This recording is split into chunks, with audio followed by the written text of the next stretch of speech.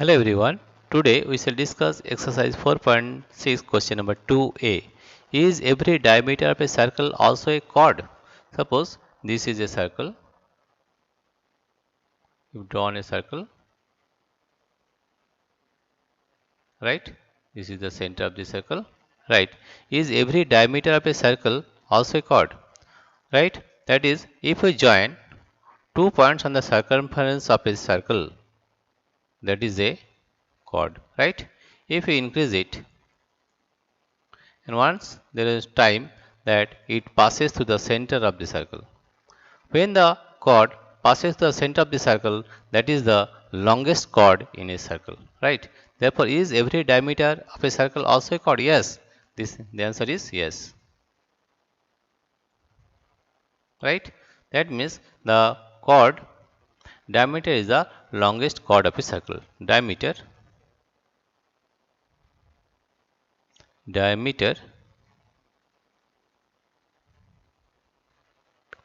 is the longest chord is the longest chord is the longest chord of a circle is the longest chord of a circle.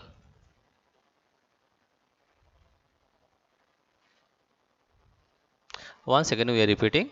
Suppose this is a circle, right? If you take 2 points on the circumference of the circle and draw a line, then this is the chord, right? If this is the center of the circle, if we increase the chord, we are increasing the chord. Once there will be time when it will passes through the center of the circle. When it passes up through the center of the circle, that is the diameter, right? That is the diameter.